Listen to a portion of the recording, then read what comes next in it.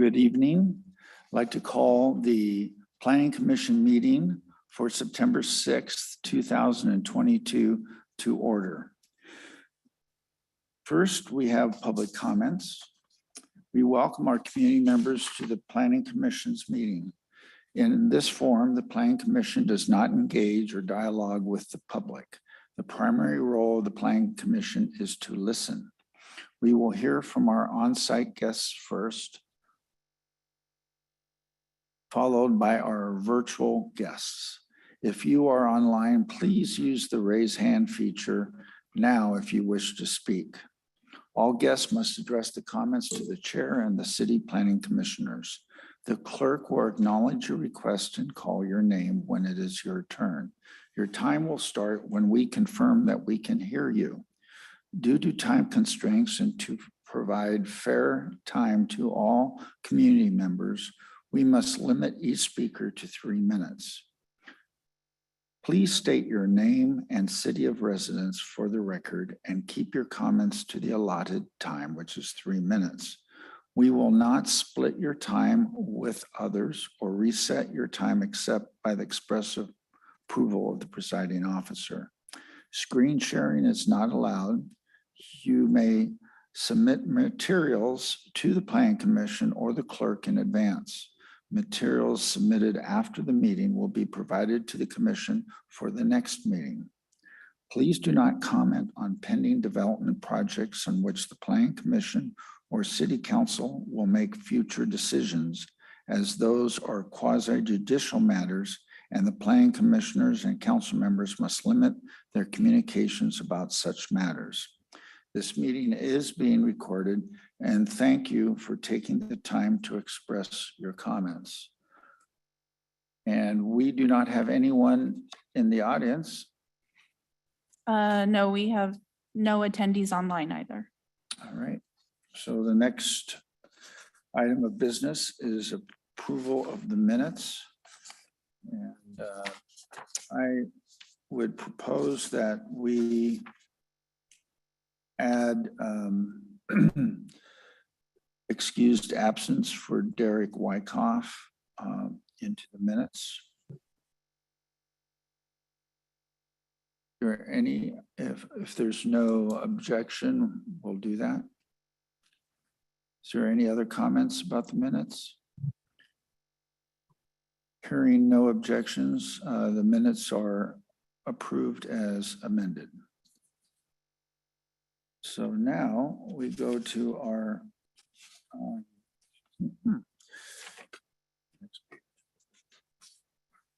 next item of business.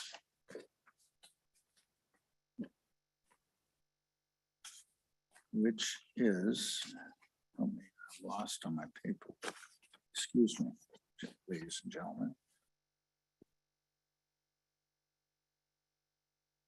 Madam Clerk, what's the next? I have lost my second page. Staff memo. Oh, it's on the back. It's double-sided. Thank you. Okay, the transportation element and the staff memo, which is done by John Vincente, which is our city engineer. And I see, or Debbie, do you want to speak first, or are we to go straight into the city engineer? I would turn it straight over to John and Alicia. Thank you. Good evening. So if you all remember, on August 2nd, we provided you an update on the changes being proposed for the transportation element of the comp plan. Today, we're going to continue that discussion and hopefully get some final thoughts from you regarding the changes that were being proposed. And with that, Alicia McIntyre with Parametrics is here with us, and she's going to be concluding that discussion today. So take it away, Alicia. Thank you, John. As John mentioned, this is a continuation of the conversation from last month. And there's really nothing more to say beyond what we discussed a month ago. Nothing has changed, and we did not receive any follow-up comments from any planning commissioners. So I didn't prepare a new presentation. I'm happy to review anything we talked about a month ago if there are questions or need a refresher. But otherwise, I was planning to listen to your questions, talk about any of the changes, and respond to any questions. So, Mr. Chair, not sure how you would like to proceed. If you wanted to just kind of go segment by segment or section by section of the element, if you had a different procedure in mind.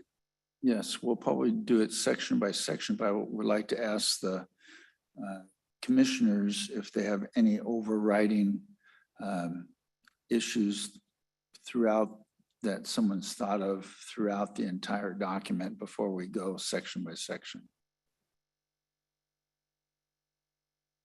That looks like a very quiet no.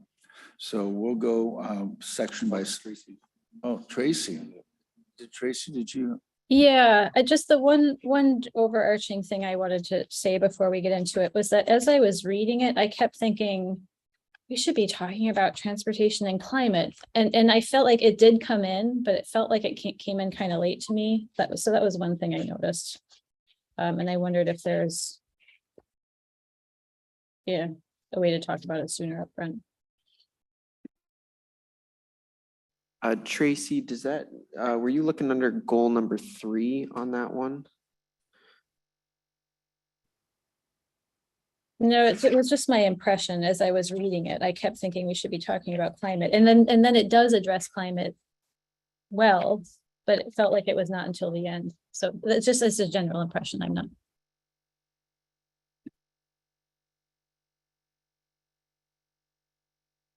Alicia, would you like to comment on that? Sure. The document opens with an introduction and then describes existing conditions. And in the introduction, it does touch on the fact that the element does respond to the city's recently adopted climate action plan. And then as you get a little bit deeper into the existing conditions close to the end, we talk about trends, and there is a brief discussion about transportation related climate impacts. So it is noted in there. And then when you get into the goals, objectives, and policy, that's where we really talk about the heart of that issue. And that is a brand new goal in the transportation element. So that's kind of the general overview associated on the climate end of things. And I would also add for clarification that the way we list the goals, objectives, they're not in any priority order. They're just randomly placed, mainly just following the same goal number that we had in the previous element, just to be consistent with the numbering, but they are not in any priority. So just to clarify that for you. Okay, so if what I see on our first page of goals is on page 629, and as you mentioned, Alicia, there's an introduction before that, a long introduction. So let's go. Is any comments through 6-5 from anyone?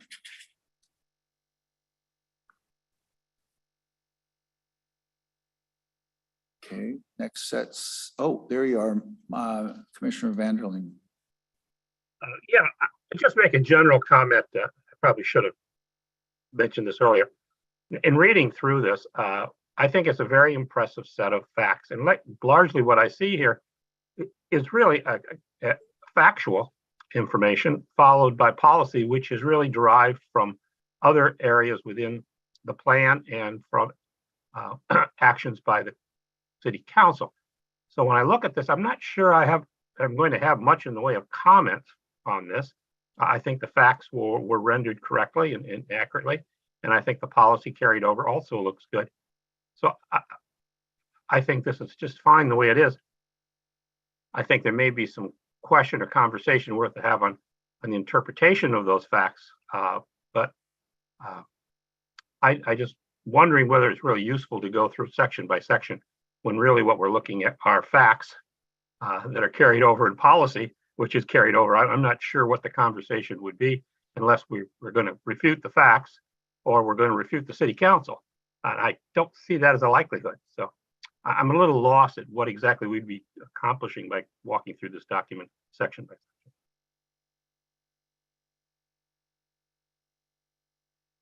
So I think you're absolutely right, Mike, that it is very much, it follows the land use element. In particular, that's the mandate of the Growth Management Act. So I think particularly when you talk about the introduction and the existing conditions, I think what we want to make sure more than anything else in those two sections is it complete? Have we touched all the bases, covered everything? Because it does set the tone for how the policies get written, and then also what the future vision is. So I think that might be, it's worthwhile to just make sure that we've covered everything. There's no questions left. And then, yeah, the policies are really the heart of the document for sure, and making sure that those and the future vision match and that they do support your land use element. Well, thank you. That's very helpful. I think that would help make this a little more productive conversation. Commissioner Benaziski. Yeah, my first thought is that I agree that it's a very well-written, comprehensive document. And at the same time, I think it would be helpful for me if we went through kind of in a linear way, because there are some random pages where I have comments that I don't want to miss. And I guess the other thing, just circling back around to my comment about climate, I know that it's in here. I understand that the policy goals are not prioritized in any level of importance, but I just know that transportation is one of our major sources of carbon emissions, and that we really need to be working there in order to meet our carbon neutrality goals.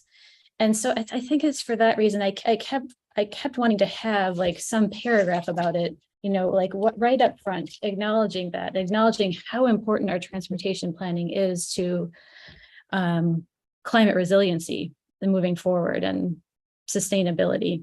I don't know if that fits within the template of how it's written out or not. I think that's what I was looking for.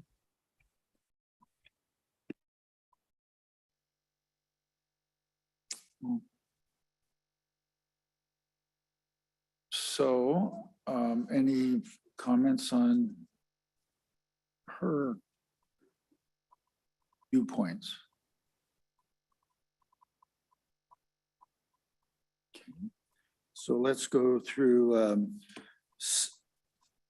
try to do this as quickly as we can. Okay, I'll go 6.6 to 6.16. Yes. Commissioner Lutsis. Lutsis, thank you. Nathan is fine. Yes. That's all right. Okay. So I had a question on 6-10, and that had to do with the observed pedestrian crossings from 4 to 6 p.m. I believe 4 to 6 p.m. is used in other places throughout this document. Now, could you remind me again how we settled on that time frame? Much of what we analyzed for this document, particularly transportation impacts or traffic impacts, I should say, are during the PM peak period. That's when we look at level of service for vehicular operations. So by picking this late period or this particular period, it provides consistency among the analysis. Now, has that peak period changed at all since this was last written, or is it still 4 to 6 p.m.? That's a pretty fair question as far as are the peaks spreading. This data set, I believe, is 29. Oh no, this is January 2022. Sorry. I'm not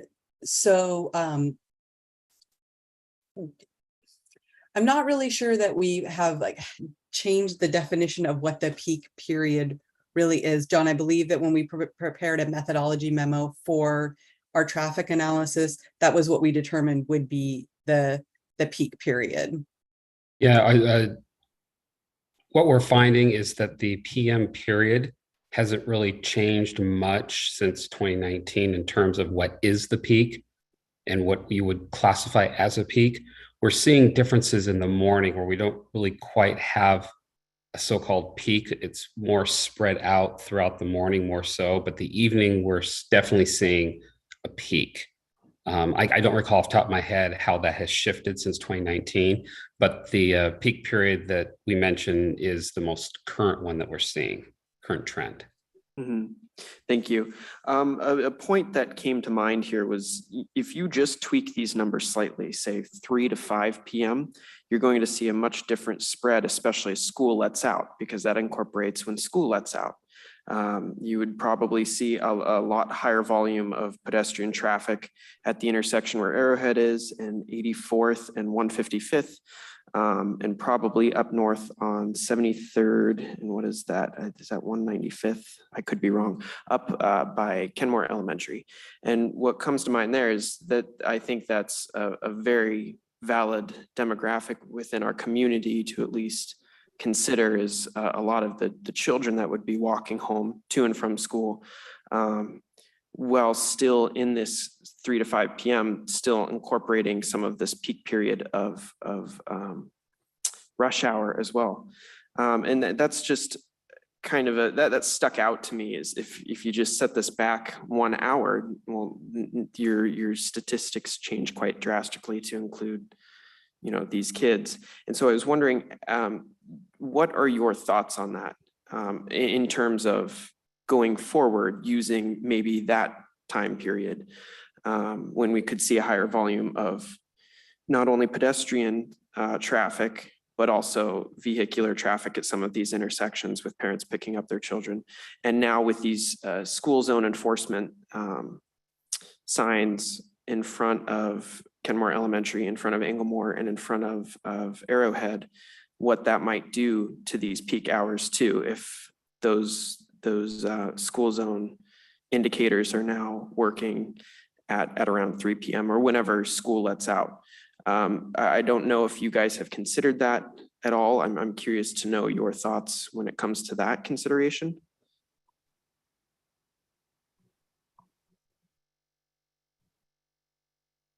I think one of the primary things I'd be interested in understanding, and John, this is probably a question for you and Tobin, is if there are data sets that provide that information. And if we have all of those locations available so that we can measure pedestrian volumes, or if we've got this limited data set. I believe it is somewhat limited to the locations that we're talking about and that you see on figure T5. So I think that might be a little bit of a challenge. However, there are a couple of different ideas that are in play here, and one has to do with safety, which is a concern no matter what. The element does talk about the importance of safety for school children. It folds in with your street classifications. So I think that a lot of the concerns that you've described get addressed in a somewhat different fashion. With the consideration that we have here, 4 to 6 p.m.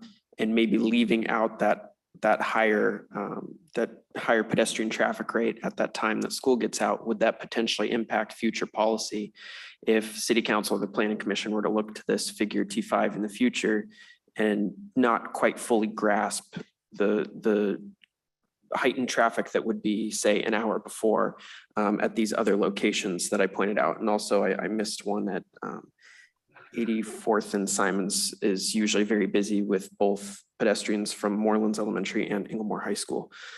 So I'm curious, would future policymakers and city staff come back to look at this and say, well, maybe skew their reasoning and their distribution of services later on based on this, when if you just adjust that hour, well, now we're talking about as you said, the safety of a lot of the school children around the city, which I think is critical. And that's why I'm bringing this up right now.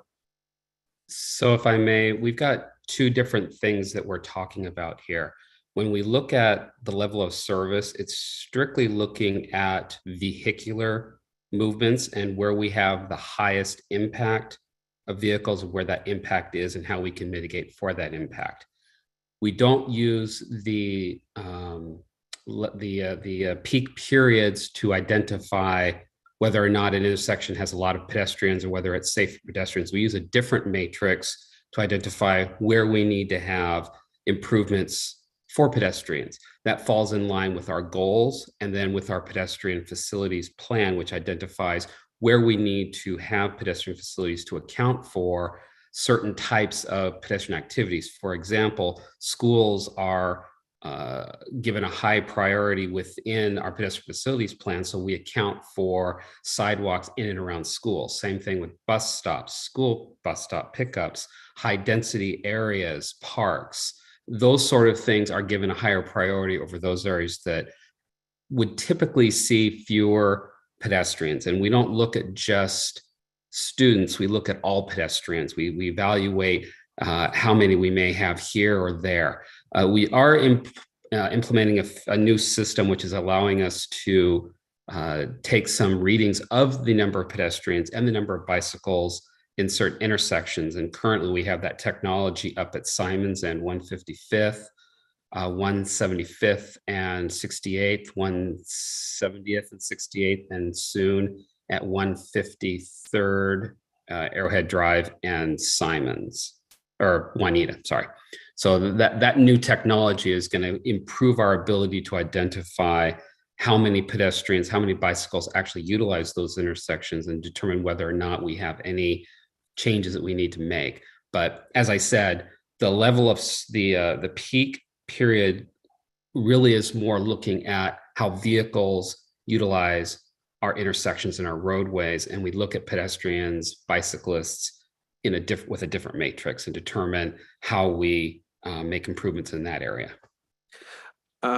So I guess my questions stem from figure T5, existing sidewalks and trails. When it talks about observed pedestrian crossings, why is it the peak of automobile traffic that determines what reading we have for pedestrians on this figure right here, when it seems to be primarily focused on pedestrians?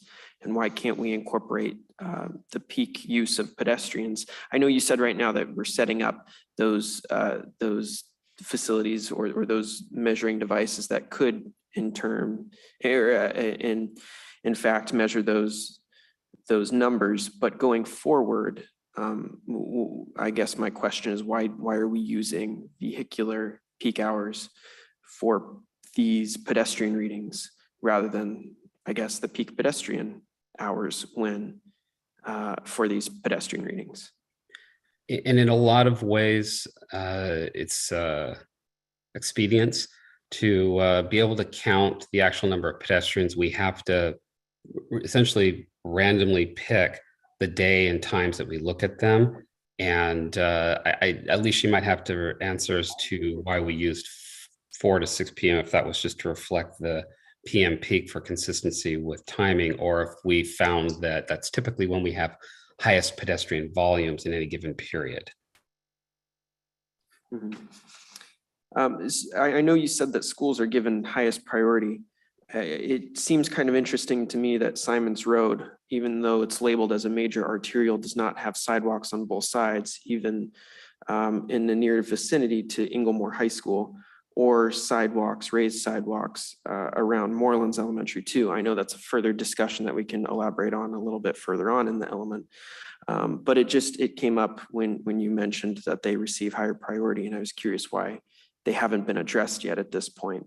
But I guess a question, if I were to propose to Alicia and John, is what would be the downside of potentially moving that period, at least for pedestrian traffic, and it may shift this way for vehicular traffic, depending on how these school zone indicators affect traffic later on. What would be the downside to moving that observed window back an hour to 3 to 5 p.m.?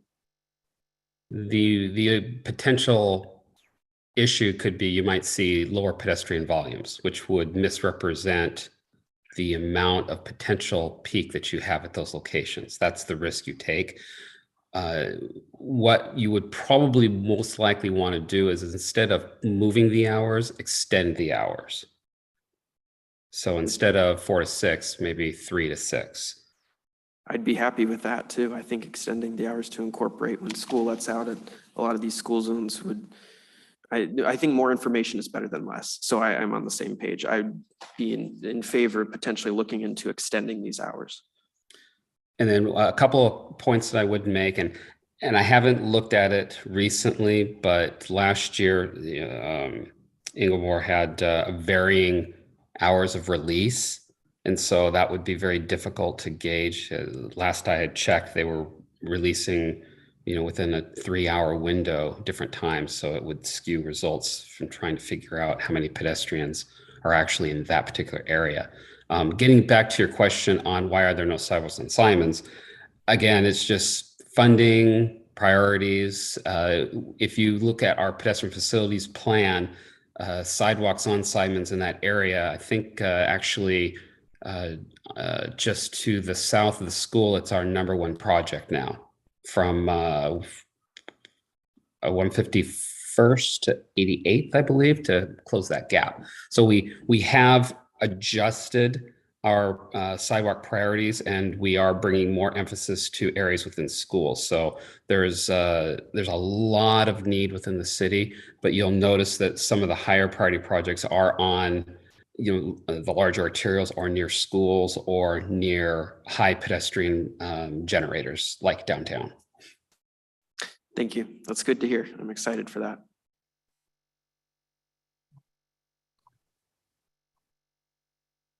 I don't see other raised hands.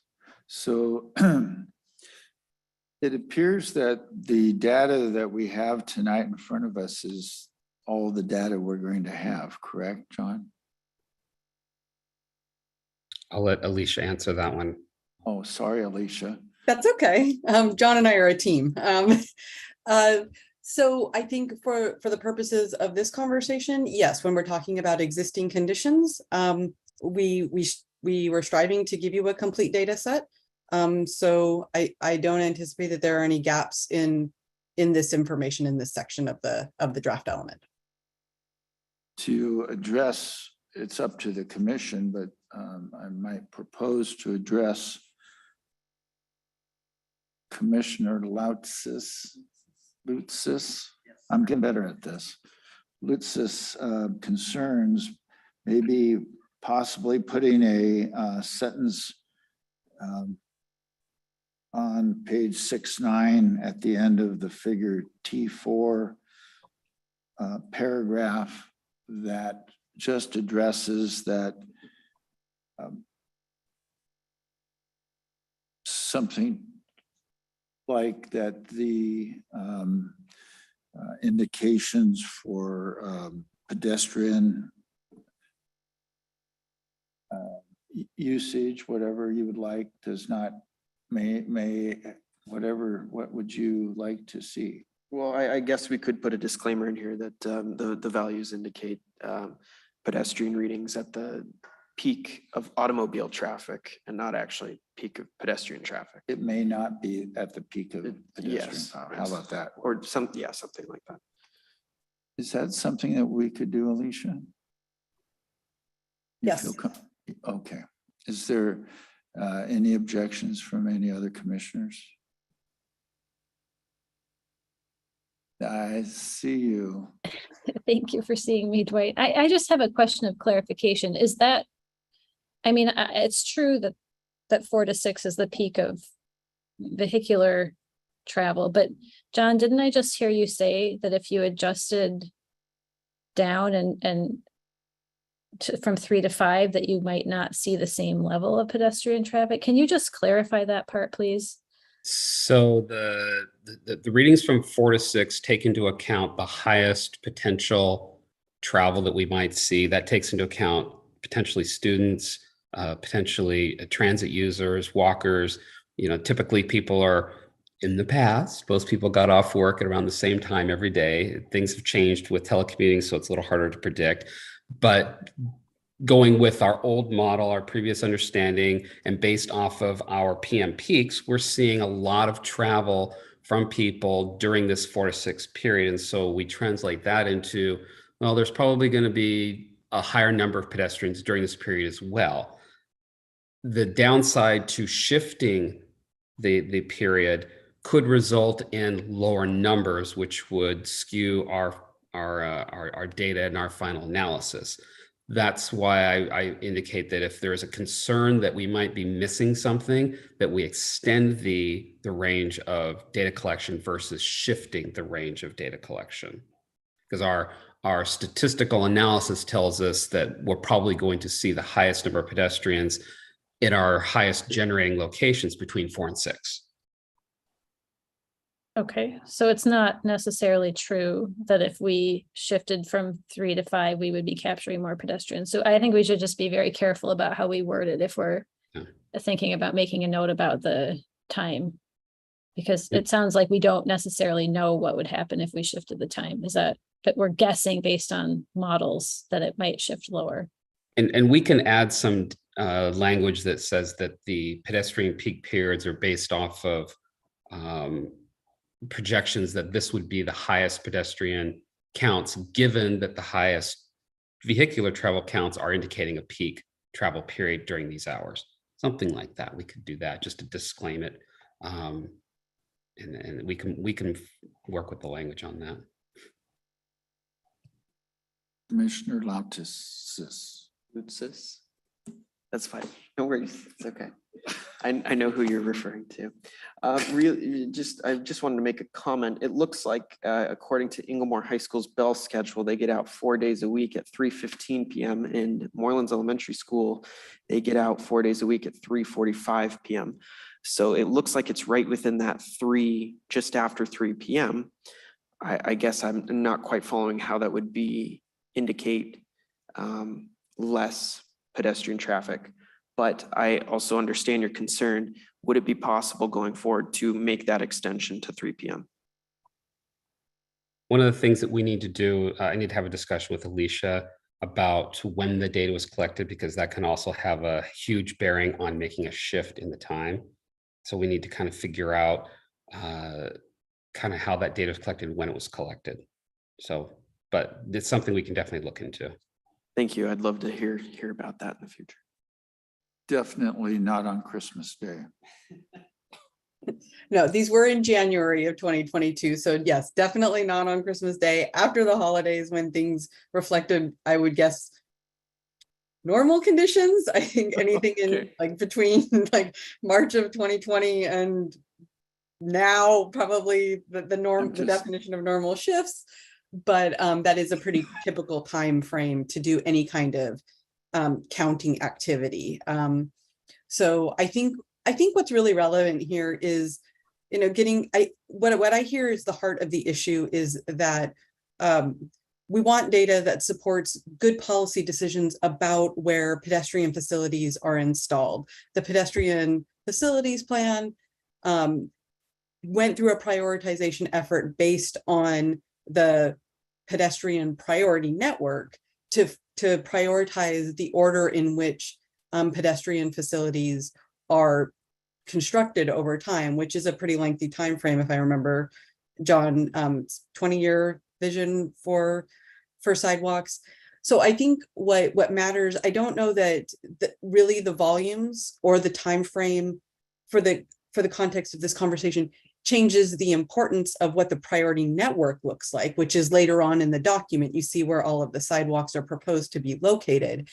And the presence of the schools is what's the relevant part there, as opposed to the quantity of pedestrians crossing. So I think that if what I'm hearing is correct, that we do have the fundamental issue covered in that the priority network displays sidewalks next to schools, serving schools. And so it's really a question of how the pedestrian facilities plan then prioritized actual development of those over time. I think it is worthwhile to take a look at the data sets that we have, see what's available, see what timeframes were used to collect data. In some instances, we just might not have data that is in the time frame that you're talking about, starting at 3 o'clock. So in that case, it's just information that we don't have, and that would be a conversation with John and his team about how data is collected in the future. But again, I think the heart of the issue is that we want sidewalks to schools, connecting schools, and the pedestrian priority network does include those facilities. I agree with you there. I guess my confusion here was that according to these little dots, it says that there's observed pedestrian crossings of either 11 to 25 or 26 to 50 between 4 to 6 p.m. at these high traffic, high volume areas. And I know when school lets out at 3:15, 3:45, whatever that might be, you might have double or triple that within 20 to 30-minute period. That might not get picked up depending on when that observation window is. And that's my concern, is that it's not accurately represented, that there could be a very, very high volume if you just happen to extend this, and which could change things. Again, yes, I support the sidewalks around schools, but also just having accurate data that might show a different picture. I think it would be better to have a greater understanding of what exactly we're dealing with at these sort of intersections. Okay, if there's no objection, we'll move on. So the last part of this area would be 617 through 628.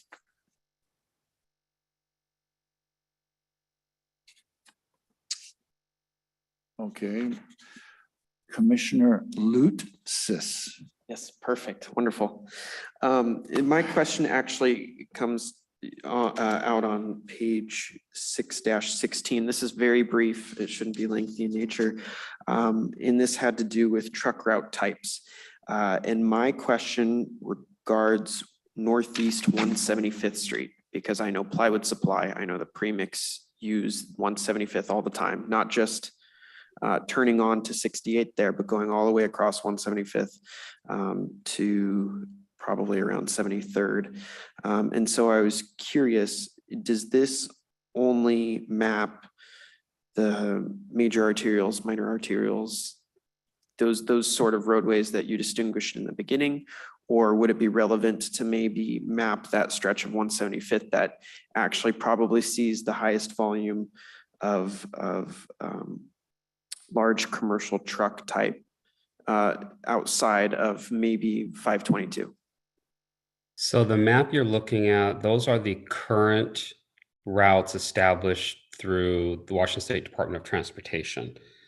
For us to add a truck route, we'd have to do some analysis, data collection, and mathematics, and then make a submission to the state to include that particular street as a truck route.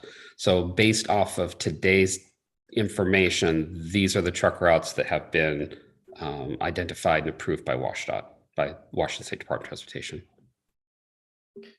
Do you feel it would potentially be relevant to at least look into the volume of potential trucks that use that road as a route? We can definitely look into that. The interesting thing is about the truck routes, it's more of an information. What it tells us is it really tells us more about what kind of damage we could potentially see to our roads over a period of time. It lets us know, what kind of level of service should we provide in these areas to get freight through. And in some degrees, it provides for opportunity for grant funding, but it doesn't enter, correct me if I'm wrong, Alicia, but it doesn't enter too much into our land use planning portion of our analysis. Probably not very much. I think it's worthwhile on the previous page. There is a brief narrative about what this means. I think it's worthwhile to clarify that these are WashDOT designated freight routes, but then it does even the final sentence gets to the exact point that you're making, that beyond the primary routes, delivery vehicles use other streets, and it specifically does call out Northeast 175th. And the volumes of freight traffic due to the nature of the surrounding land uses. In large part, these freight routes are really meant to talk about like broader freight transportation in the region, as opposed to what might be, otherwise described as a local freight delivery system. Thank you. I think you answered my question. It mainly had to do with what you were discussing, John, about how those are designations by Washington and Washington State, and why we don't really have much say, or do we have a say over that? We do have a say. We just have to conduct data research, provide that to the state, and let them add that to the list. If we can show through our data collection that we fall within the requirements of one of those 4 designations. Okay, and that requires specialized data collection. Would there be a downside to potentially looking into that, at least collecting some preliminary data? I would say there's no downside. I actually have to conduct this data next year because I need to update the information every couple of years, and I didn't do it during the pandemic, so I have to do it next year. Okay. Well, thank you. Thank you for answering my questions. That's good to hear that it's at least going to be looked into. And I just wanted to chime in to support that exact point. If you look at policy T 6.1.2, it talks about monitoring commercial truck traffic to ensure appropriate corridors. And then it talks about using the WashDOT classification system to determine those routes. So it ties in with what John was just saying about the necessity of following the WashDOT procedures. And then the next objective talks a little bit more about accommodating local deliveries and facilitating goods movements. Thank you. Commissioner Torres Metapor. Thank you, but Tracy had her hand up before, so I'll wait till after she goes. Go ahead, Tracy. Thank you, Mariel. I just in case it hasn't already been noticed, I just wanted to point out that Squires Landing is the park the name has been changed. So if it could be changed throughout all the maps in the document, that would be great, to Twal Hadis.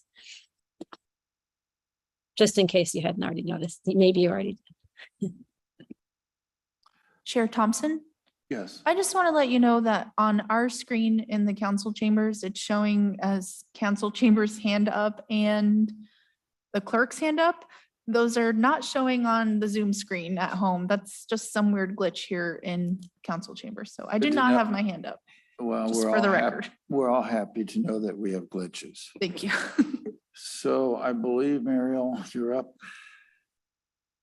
Thank you so much. I had a question more on figure T-12 and T-13, if we can move forward onto those.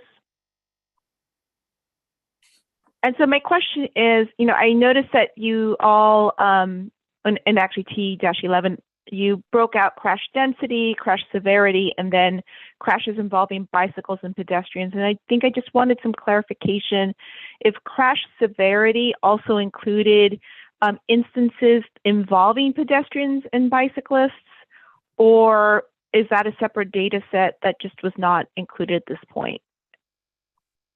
I would like to double check, but I believe that the crash severity does include all of the crashes. So it is inclusive of all, but I will verify that and report back on that. Okay, thank you. Commissioner Van der Veen. Yes. Van der Linden. Come on, another Dutchman. You ought to be able to handle that. One of the things we've seen building over the last few years, and particularly post-COVID, is that we've all changed the way we shop. Much more shop at home. That's easy to see. The number of Amazon, UPS, other delivery trucks throughout all of our neighborhoods is just increasing. And particularly in areas where you have narrower streets, this is becoming, I think, more and more of an issue. This is only going to become, I think, I wouldn't say more of a problem, but more prominent as we move toward our intention to promote or encourage neighborhood-based businesses.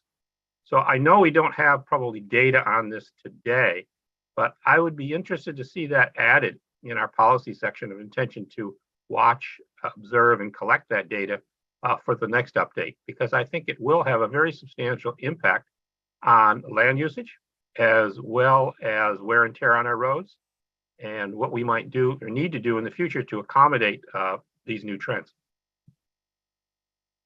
I would, without looking into it further, that might be a little bit of a difficult task to complete.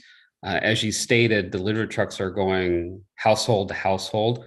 For us to get good data, we'd have to possibly collect data sets on every single road in Kenmore. Because when a road enters a neighborhood, we don't know where it's going. And if we want to get accurate data as to which roads those delivery trucks are hitting, we'd have to collect data on every road.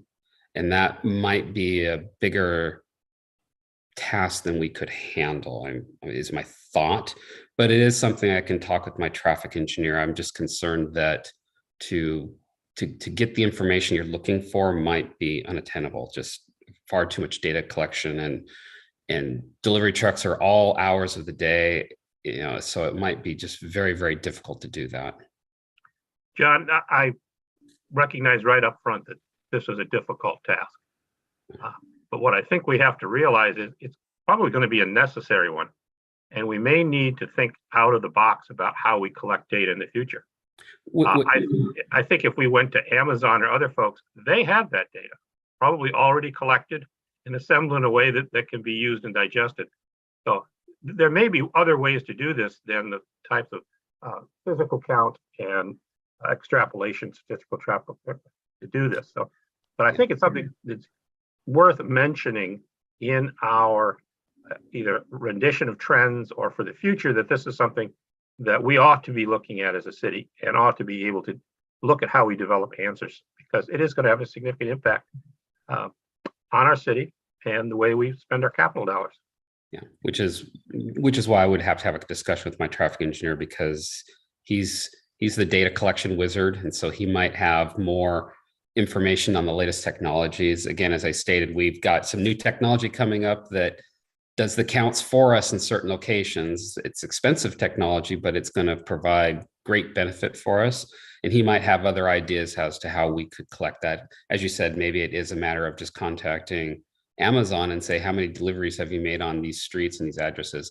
Hard to say whether they'll provide that. They might consider it proprietary information. So it's, but it's something we definitely look into. Excuse the analogy. My intention was not to throw you under the bus today. But I think if this comes back in a few years, we will. So I think saying that is our intention to be able to come up with an answer to that in the future is probably prudent. So I would like to chime in as we start diving into the goals, objectives, and policies. We do have some language that specifically gets to this issue. It's in Objective 6.2, and there are 2 policies that talk about this. My word of caution is to give yourselves a lot of room to move in this arena, in that technology is wonderful. I would advise you, because this is a long-range document, I would advise you to talk about in your policies what you want the technology to do, but don't talk about any specific form of technology, because it'll be old tomorrow.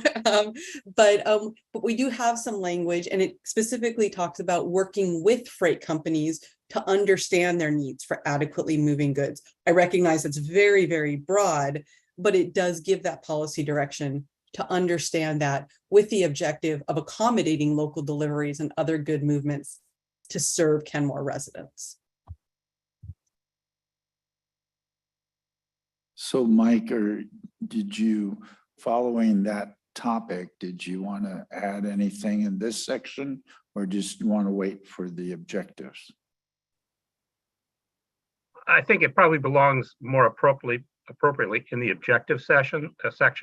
And I like the Leisha's wording there. I think it incorporates the two things that I'm most interested in, which is recognizing that there has been a change, that it will impact various parts of our strategic planning in the city.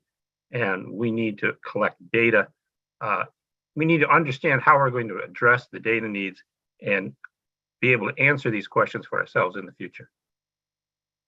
So if that is in the objective part, Alicia, then I think our commissioner there will be satisfied. Otherwise, you might maybe draw up another sentence to put like you're going to do for Commissioner Lutz's his concern. Okay, Commissioner Banazinski. Oh, you had your hand there. Oh, your hand's up. Those are showing as leftover from. Those are previous- leftover hands. Yeah, I Okay. don't, that's weird on our screen here. We can see it, but the Zoom screen that they are seeing, their hands are not up. I've got 4 leftover hands now, but I have another live one to my right. I had a quick question on figure T12, page 6-23, that has to do with crash severity. Is there any place that your, I guess, classification of crashes is defined anywhere? What would I consider a serious injury? What would you consider a serious injury? Or is there potentially the space to maybe squeeze that in there is what you used to classify these injuries and how we know to distinguish between them? Definitely, that's this is a WashDOT data source as well. And I'm noting that this is something that I think we need to update all of these maps to provide a data source on all of them. I think they were there in an older version and somehow literally fell off the map. But those are WashDOT designated categories. So we will, I'll find a way to provide that, whether it's in the legend of the map or in the preceding text. Perfect. That's exactly what I was looking for. Thank you so much. So sorry that fell off the map there. Okay, do we have anything more? I just have one. Oh, yes. Commissioner Wyckoff.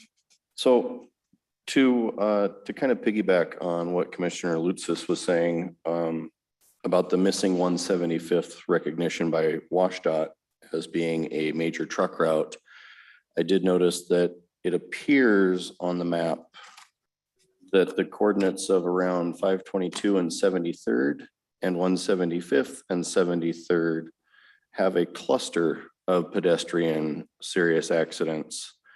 And I'm wondering if we know, is that a 522 crosswalk situation or is that a 175th and 73rd intersection that people tend to blow right through? And is that intersection, I'm just wondering if I'm jumping to conclusions because of the heavy vehicle traffic and the volume of traffic on that street. And that's the only place on this map that a cluster of these accidents appears. So do we know if those are 522 crosswalk incidents or are they the other streets? Can you describe the location that you're looking at one more time? It's on the map that shows the severity of the accidents, the pedestrian and bicycle accidents. Yes. It's right at the intersection of 522 and 73rd. And then 175th also runs right there. And I know there is a high cluster of pedestrian traffic every day of the week there. I just can't tell from the pedestrian accident map which streets those actually cross with. That, I believe that cluster, if we're looking at the same thing, I believe those are all on 522. Okay. But I can verify that Yeah, and talk a little bit more about that. yeah, it was just the only place that I saw 3 or 4 diamonds there, it looks like, all together on the whole map. So just trying to figure that out. So are you looking at figure T13, the crashes involving bicycles and pedestrians? Yes. Okay, sorry, I was looking at the one before that. So yeah, we can double check that data set and see what's going on at that intersection. Yep. Any further comments on Commissioner Lutzis? Good. It's better. Yeah, I'm good. I'm in practice now. I'm sorry. I totally understand. So I am jumping ahead to 6-30. I think that's coming up. Is that a little too far ahead for you? Is that an objective? It is an objective. Yes, let's stick. We'll hold off for now. Okay. Yeah, we're gonna do the objectives. We're trying to get through this one. Are we done through page 628? All right, so we have objectives number 1, goal 1. And we'll just, so that goes all the way through. Let's see. I show it goes through half of page 635. So what is the wish of the, go ahead, Nathan. May I pick up where I left off? Yes. you Okay. may now. On page 6-30, I believe it's policy T 1.2.3, which is about protecting right of way from encroachment, specifically of substantial landscaping. And maybe Debbie could potentially chime in on this. I'm not familiar with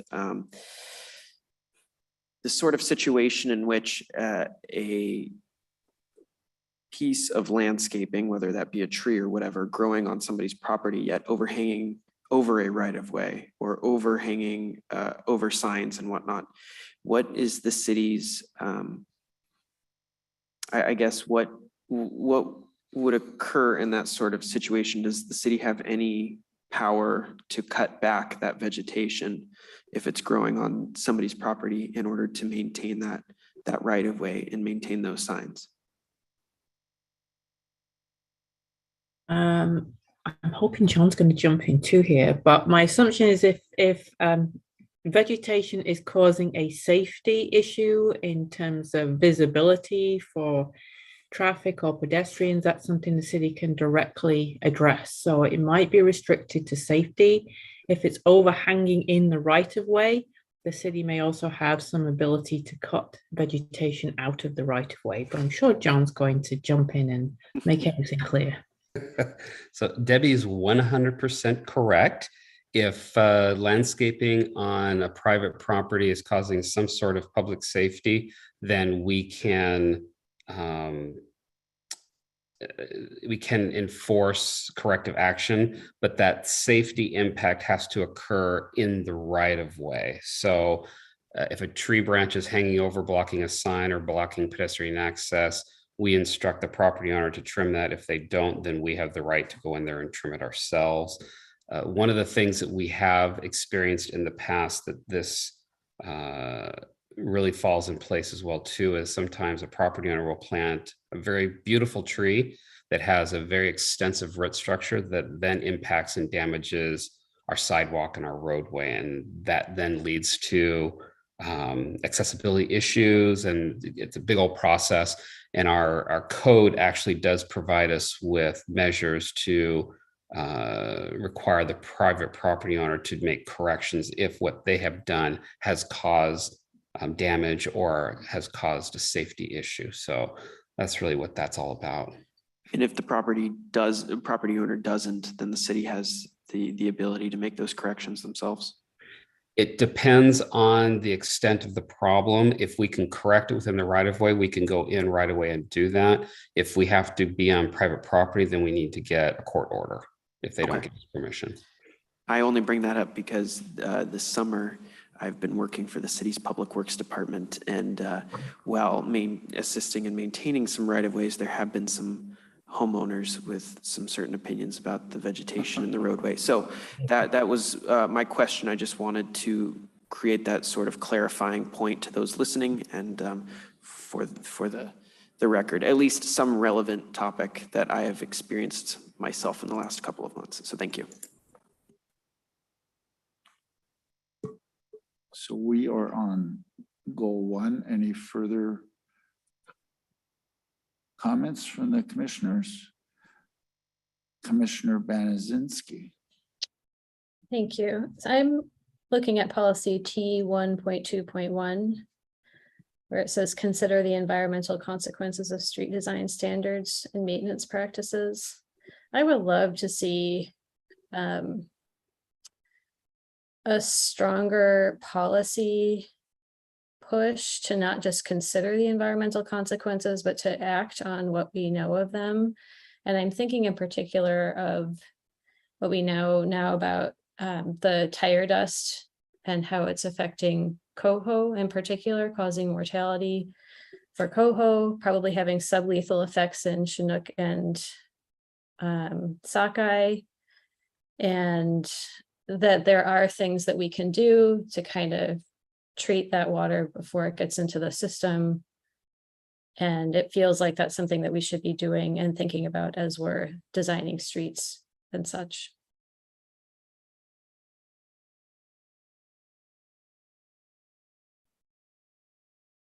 Go ahead, John or Alicia. Or Debbie. I am doing a really quick word search in this. Technology is helping me out quite a bit during this conversation.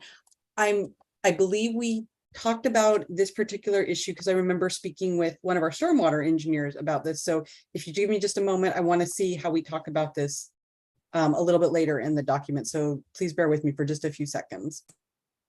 I know there is reference later in the document to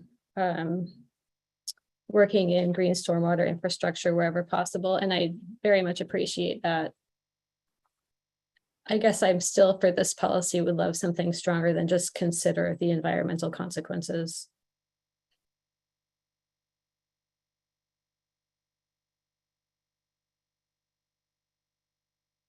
I think we need to consider them and we need to mitigate for them when we're designing roads and building roads.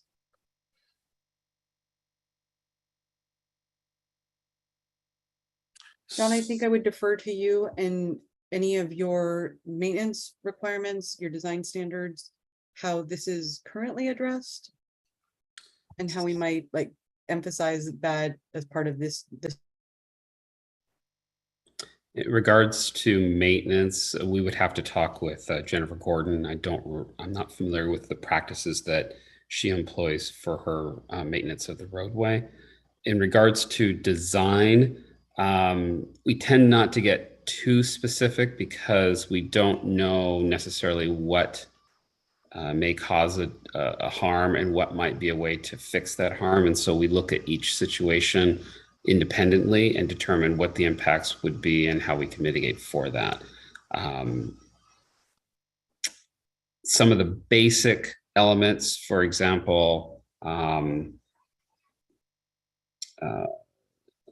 oil on the roadway, those are things that are very difficult for us to address because it's so global that to provide facilities to mitigate for that would be prohibitive cost-wise, and we wouldn't be able to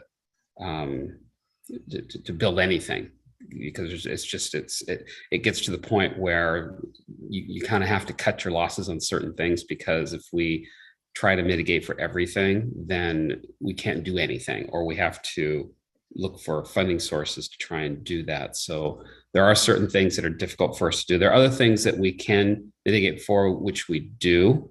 We are required through our surface water design manual to employ several different measures to consider with all of our designs. And we have certain thresholds and requirements that we have to meet. If we can't meet them, we have to go down this list. And if you can't do this, then you have to do that. If you can't do this, then you have to do that. Gets to the point sometimes where we've run through everything where it's all infeasible, and so we just go with traditional. So that's how we do it. We utilize our code and our standards to dictate what it is that we need to do so that we comply with whatever our environmental goals are. And with the coming of the climate action plan that also will set some guidelines that we would then wind up following as part of our design practices. So, I mean, it's possible we could tidy up the language a little bit, maybe add a few cents and whatnot that give more strength to the goal, the policy. And Alicia and I can chat about that. I think maybe within the street planning toolkit, there's already some language that talks about minimizing and mitigating environmental impacts associated with climate change. But I think that might be an appropriate place to expand that that notion and talk a little bit more about other environmental impacts that aren't just related to climate change. Thank you. Now, I have a lot of old hands here, so if you want to speak, raise your real hand. Okay. Well, I think my old hand, and this is Maria, sorry. I think my old hand might have been up, but I also have a new hand. I just wanted to, I think, maybe add, I don't know, potentially for consideration to Tracy's comments right now, of strengthening the language, because I think what you were just describing, especially right now, Alicia, at the end, is it's more than consideration, right? We're really looking with an eye to mitigation, but really thinking about that our approach, whether it's with transportation or addressing climate change, is also a regional approach. And so the burden of responding to the situation that Tracy shared is not just the responsibility of the city of Kenmore. So I'm wondering if there could be perhaps language connecting it to this broader regional approach, right? This shared work that we're supposed to be doing together in order to address and not just considering but mitigating environmental consequences. So I just wanted to kind of share that out as a thought, and potentially if we can draw this in, because again, it's not just our city's responsibility, but it's the responsibility of the region in this response, right? And oftentimes, I'm sure you've experienced this, that there's policies that describe these kinds of topics maybe in multiple sections of an element, and we have a section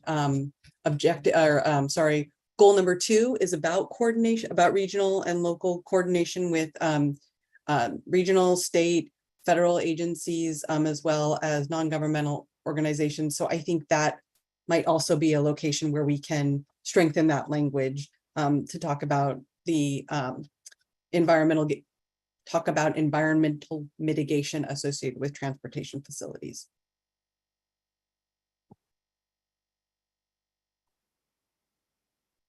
I believe that is a new hand from Commissioner Vanderlyn.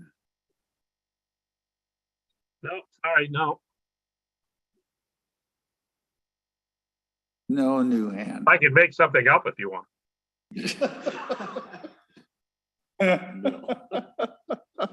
All right. I'm glad we have a sense of humor still. So, is there any other comments on goal number 1? Hearing none, guess what? We're moving to goal number 2. I'm sorry, Dwight. I got a little tripped up here because I have a question about this figure, and it's still, I think, a part of goal 1, I think. Is that right? It's page 632-32. That's correct. Okay. May I go ahead? Is that okay? Go ahead. Oh, yes. Okay. All right.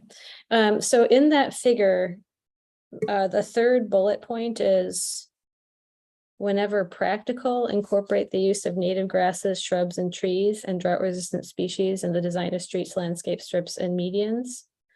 I very much appreciate this. I have been on the commission an advocate for native plants, and I would love to not just use them whenever practical, but to not use them only when it's impossible to use native plants, if that makes sense. I would love to see our city move in that direction. I know that sometimes native trees don't make great street trees, and I can very much appreciate that. I do think, however, that there are plenty of other native plants like grasses, shrubs, that are quite suitable for our environment and our climate. They're drought tolerant and all those things, and will help us be resilient as we move forward.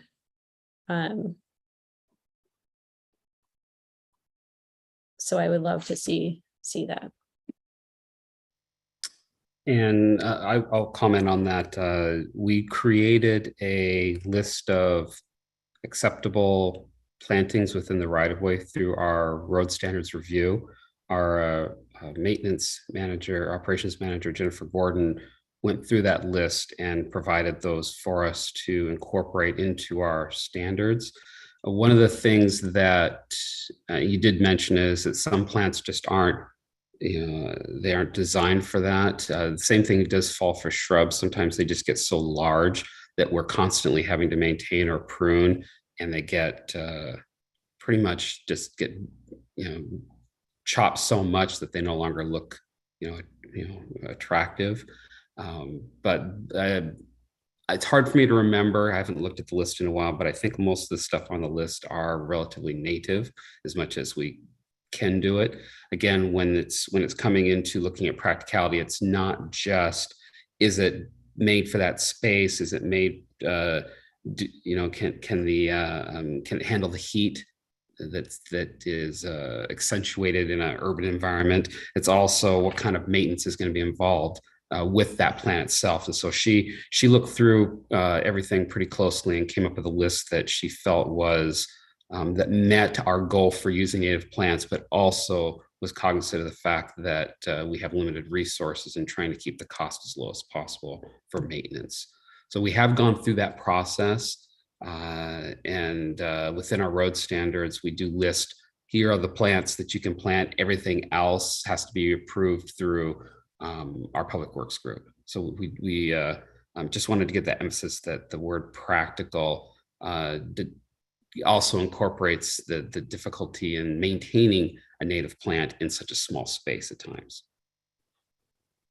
Yeah, I appreciate that. I have to admit, it makes me very personally sad when as a city, we plant non-native plants, because I spend a lot of time removing invasive plants from our park spaces.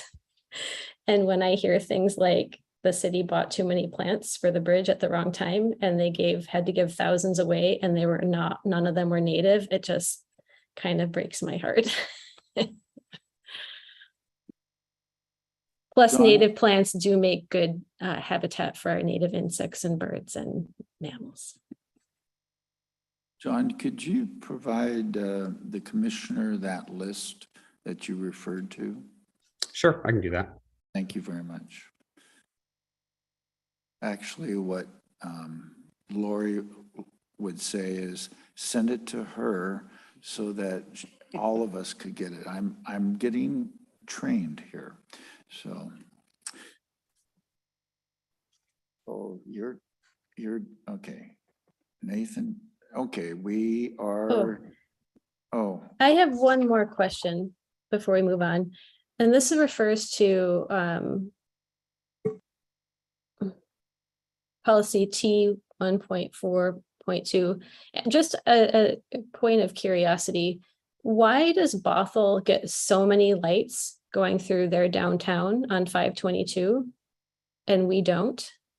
Like, it seems like the number of lights they have, I think it's at nearly every intersection for 3 intersections. And it feels like that creates a much more pedestrian friendly space than our large spacing of 1 per every 2 blocks, but really huge blocks.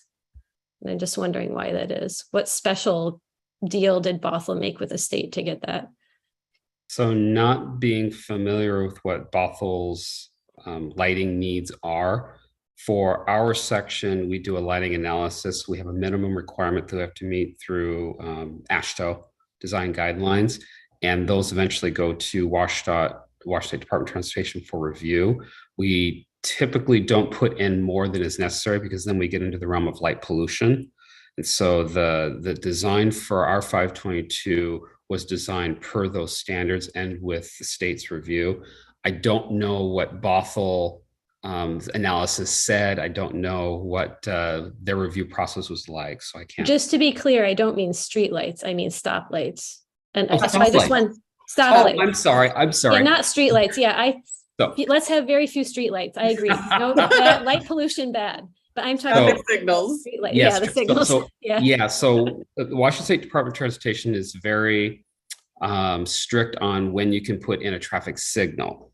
They typically like to see them every 10 blocks. Sometimes they will make an allowance for something shorter if you can show that you've got sufficient amount of traffic, whether it's pedestrians or vehicular movements, to warrant a signal. So what has to be done is an analysis has to be done on the movements within that intersection to determine whether a signal is warranted. When we did our analysis on 522 during our design, where we have signals is where we showed that they were necessary. Bothell, I'm assuming, provided the same analysis and showed that the necessity for those signals was warranted and therefore got approval. It is very difficult to get a signal installed on a state highway unless you can really show that it's necessary.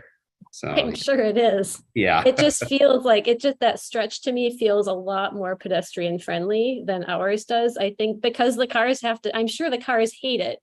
They have to stop so often, but it does feel more person friendly to me. But yeah, and I just don't know what. maybe we can show Bothell- at some point that we need it.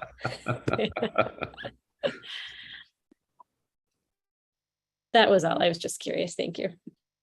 Okay, so we are on goal 2 that starts on page 635. Any comments or questions? Going once. Going twice. So we are now on goal 3. Starting on page 639.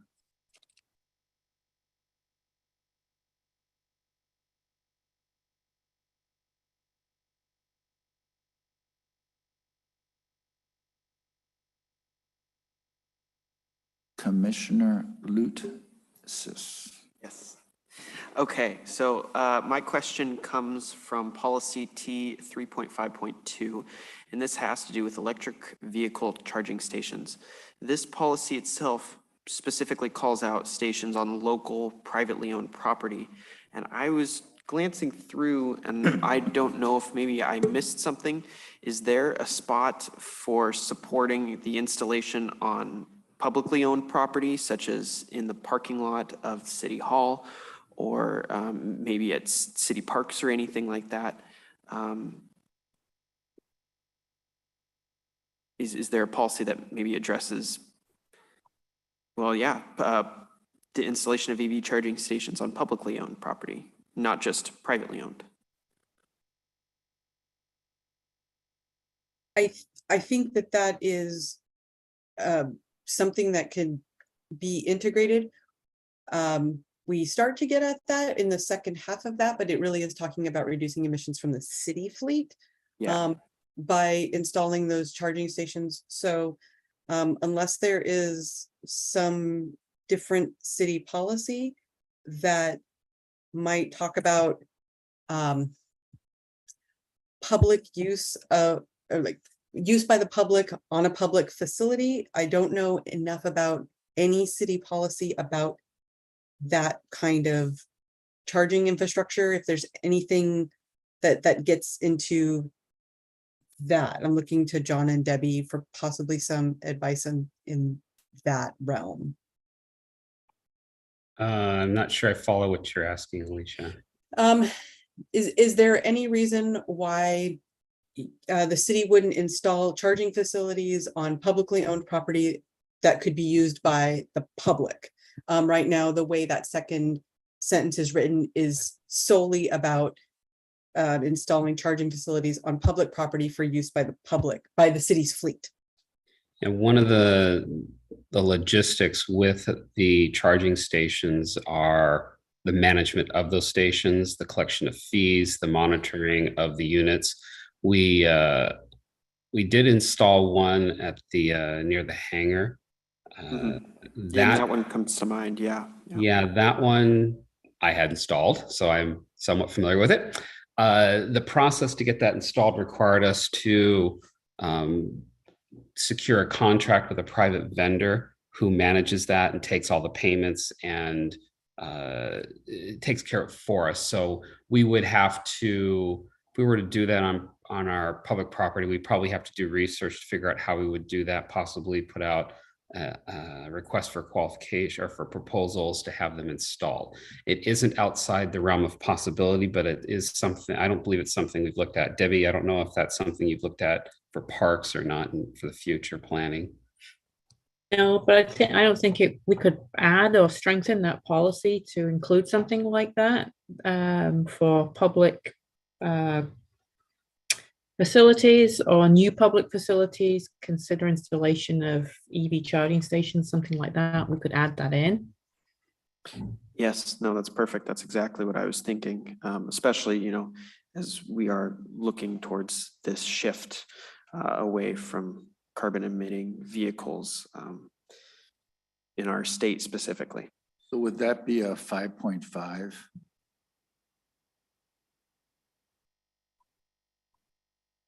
My recommendation would be to add a sentence in line with what Debbie was talking about, exploring options for development of charging facilities on publicly owned property. I think we can fold it into this one. Into 5.2. 3.5.2, yes. Okay, I'm happy with that. so we got, there's no objections to that. We'll move on. Okay, we're still in policy 3. Is there anything else going once? Oh, if I could just make a comment, is objective 3.6 kind of that area that Tracy and Alicia were talking about earlier about water quality? I don't know if this is the relevant point that you were referring to earlier.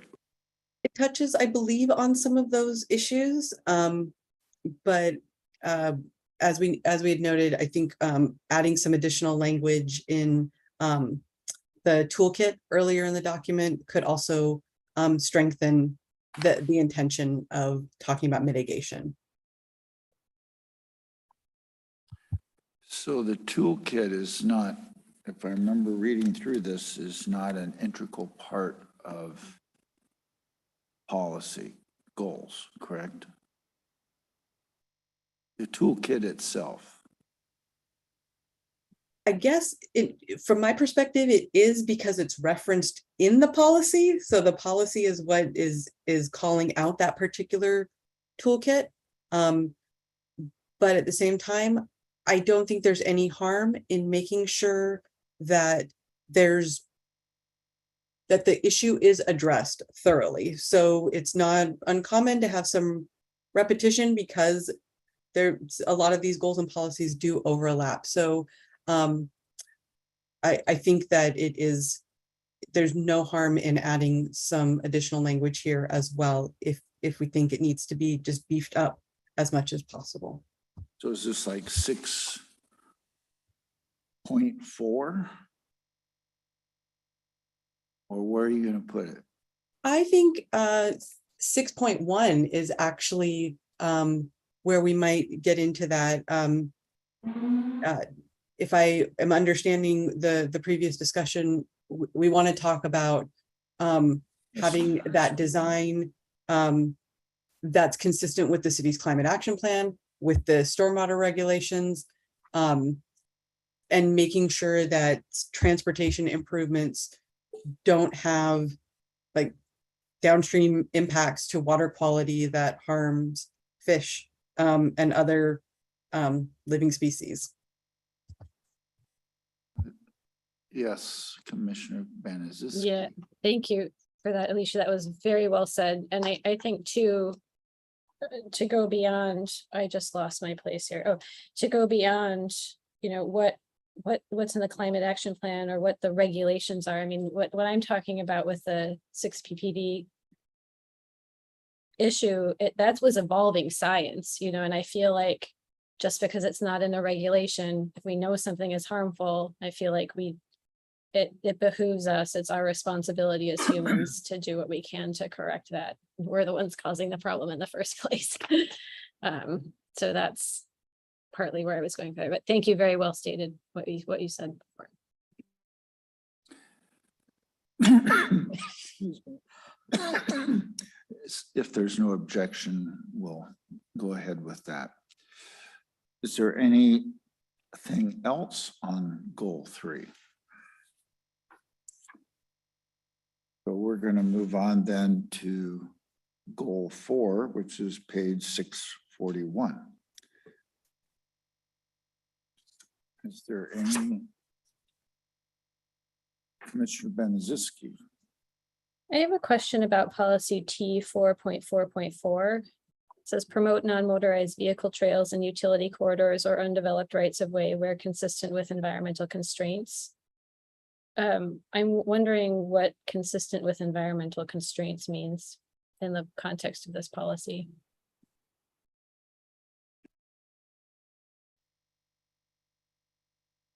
Jump at it. In this particular context, John, I believe this somewhat pertains to the toll pipeline trail, and any concerns about where that utility corridor is with regards to proximity to wetlands and other critical areas. It's really, yes, it's really pertinent to all of these publicly owned lands that we have right away or private that are in critical areas, and the desire to make sure that we're not negatively impacting those areas when we do consider pedestrian and bicycle facilities. Yeah, thank you for that. I thought that it was about the toll pipeline trail, and I feel like this is a place where there are gonna be a lot of arguments about this, because some people are gonna say like, yeah, there are, you know, no environmental effects to building the toll pipeline right through Swamp Creek wetland, you know? And then I love the idea of the toll pipeline. I love the idea of using these utility corridors as pedestrian and bike trails. But when you look at the proposed toll pipeline trail, it wants to cross wetlands, it wants to cross over ravines. Like, I just don't understand how that's feasible. And so that does make me think about like to what lengths environmentally are we willing to go to actually complete that trail? That's why I asked what that meant to us here. Yes, go ahead, Debbie. Just jump in. Thank you. Maybe I will have to double check this, but I thought that in the comprehensive plan amendments in the capital facilities plan, that based on council direction, the pedestrian connection was removed in terms of the toll trail. It was through the wetland, that's right. Yes. But there is still a place over, there's no way to get from where it says the toll pipeline is on the map across 61st, because there's a ravine there. I mean, so you would have to, I guess, build a stairs, and it's not a bike. I guess ultimately it could be a pedestrian friendly trail, but I just don't see it being feasible for it to be a bike trail. Anyway, I'm kind of getting further afield from policy 4.4 there, but it does raise the issue for me of like, to what length are we willing to go environmentally to do those kinds of things? What does consistent with environmental constraints mean to us as a community? And I can't speak as much to the section at 61st that you were just talking about, but to just back up what Debbie just noted in figures T18 and T17, that segment through the wetlands is removed from those maps as far as part of the ped and bike network. Yeah, and I do want to say too that I feel very sensitive to the fact that we need more pedestrian only trails like that in our community, or bike friendly trails like that in our community. What I would love for us to do is have a policy that encourages us to instead of plowing right through those environmentally sensitive areas, going around and perhaps using the infrastructure that we have already built for cars and repurpose it for pedestrians and bikes. So like perhaps the cars can give some back so that we don't have to keep taking from the environment, so that we can make those connections around with the infrastructure that we already have. And again, that's kind of a bigger, different conversation, but thank you for hearing me on that. Are there any further comments on goal 4? Hearing none, we'll go to goal 5, which starts on 644.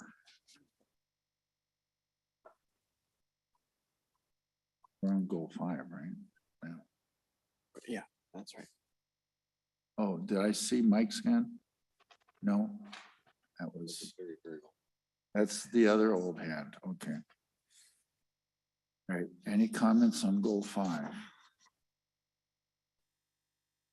Hearing none, we're gone to goal 6, page 644.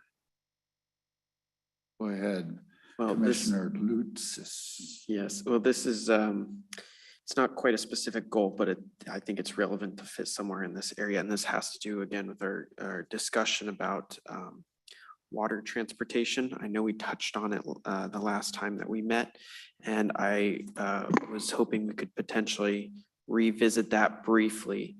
Again, I think I brought up the position that I felt water transportation itself should have its own goal, citing the potential for the water taxi that we had discussed, public transportation that way, but also the commercial water transportation we have with the barges that are utilized by the facilities down along the Lake Point area. And again, I was thinking this over since the last time we met, and it doesn't quite make sense to me why we have a section on or a goal that specifically addresses commercial trucking, a goal that specifically addresses pedestrians and bicyclists, a goal that specifically addresses single occupancy motor vehicles, a goal that specifically addresses airplanes. You know, we've got the land, we've got the sea, we've got the land, we've got the air. So I'm curious again, why we don't have a goal that would be not specific in nature towards maybe say the water taxi or the passenger ferry, but a goal that addresses water transportation in an open way that we could utilize it in the future, especially with the potential for development in the Lake Point property, whether or not we do see more recreational travel come in that way, as we do with some of the other lakefront properties around Lake Washington and Lake Union. And again, I'm speaking from experience now when I say that I do know people who go out and will travel either leisurely or, you know, commute through water means. And so I was curious again, if maybe we could discuss that if briefly, depending on what the commission feels about the potential for a more broad water transportation goal where we could potentially address water taxi, where we could potentially address water commercial transportation, where we could potentially address the future at Lake Point and more water traffic in that way, as we do with Kenmore Air Harbor and as we do with commercial trucks and things like that. So I heard a few different topics come up in that. So one has to do with the use of the water system for public transportation. So we do have some language about the water taxi, and I feel like you acknowledged that piece. And so then the other two pieces that I think it sounds like are maybe not addressed, and we might want to dig into a little bit more. One is about the use of water for freight transportation. You mentioned barges early on, and then the other is the use of water for private transportation. Are those the two pieces that you wanted to pick out a little bit more? Yes, but I know, as we've talked about, there are elements within some of these goals that are mentioned in multiple places. And I think if we do have a goal specific to water transportation, it wouldn't hurt again to mention the water public transportation, but something a little more relevant to that I guess in that terms, just a broader box, a goal for water transportation where these I think would fit a little bit more. I guess when I was going over the public transportation portion and when it mentions water taxi, it just doesn't quite fit when we talk about buses, bus rapid transit and light rail and things like that. That's very land-based and those have different needs. And so I guess it still wasn't quite fitting for me. And that's why I'm bringing this up again as maybe another goal where this might more appropriately fit. Well, that's not to say that it's not appropriate to fit under public transportation, but just another where potential future policies might be more appropriate to put under if they're specific to these forms of water transportation than under just public transportation as a whole, if they only specifically apply to say the water taxi or the passenger ferry.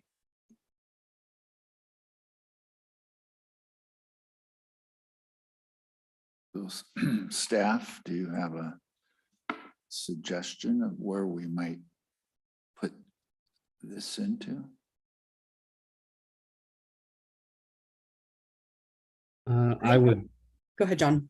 to get a full understanding of what exactly we would put in there, I think I need to have more of a discussion with Debbie and Lori on what land use is within that area and whether certain forms of water transportation are applicable.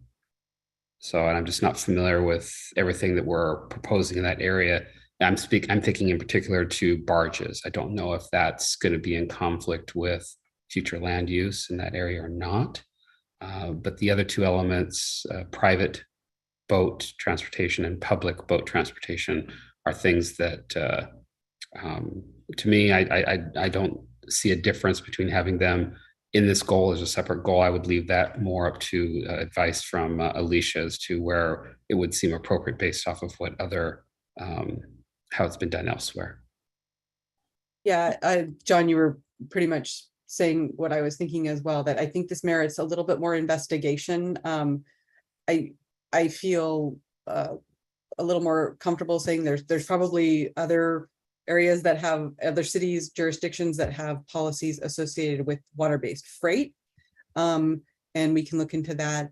I'd like to look a little bit more into water-based private transportation. And I believe I hear correctly that it's the parallel to having a goal that focuses on private air facility. So where's the companion piece on the private water side? So I'd like to look into that and see what kind of precedent there is. Do other jurisdictions have something comparable, and how do they address it? Yes, no, that's exactly what I'm, I guess, trying to get at, is some sort of companion piece or something that matches the sort of transportation that we may have existing or that we could have in the future with development, especially along the shoreline there. So does that mean that, Alicia, you'll be back to us with some proposed language and a simple explanation? Myself or one of my teammates will follow up. We are scheduled to come back to you in November. If all goes according to plan, I will not be here as I have a vacation scheduled then, but I do have someone already teed up to be in attendance that night, and she is more than capable of talking about these issues with you as well. And then if all else fails, we have John. And certainly you're more than happy to have her talk to us while you're vacationing, right? Debbie, is that okay with you? Keep us on time frame? It is. I think I would just need to think a little bit about the process to make sure that by adding a new goal, that the timing of adding it and getting that incorporated and any other stuff we have to do still lines up, bringing that back in November. So just something to follow up on. Well, it might be an objective rather than a goal. I was I could see that in the twinkle of Alicia's eyes, rather than a whole new goal. But who knows? We'll leave it to, we want to be on time with this, and we know that we have a schedule, so we'll leave it in your good hands. So is there any further items on Commissioner Wyckoff? I apologize. This is not on objectives number 5. I missed a point in my notes at 4.5. Okay.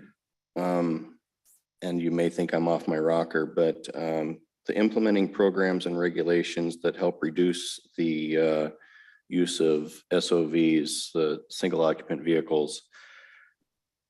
I have a vision that I think this might be where it best fits, and it's not something I'm looking for regulations or acceptance of, but I would just like to address a potential interest in the community of Kenmore for alternative low-speed vehicles, i.e. golf carts, and all these other crazy apparatuses that I'm seeing on sidewalks and roads and so forth, to try to develop some sort of regulations and encompass these into maybe, should they be on the sidewalk? Should they be on the street? Can they be on the sidewalk? Can they be on the street?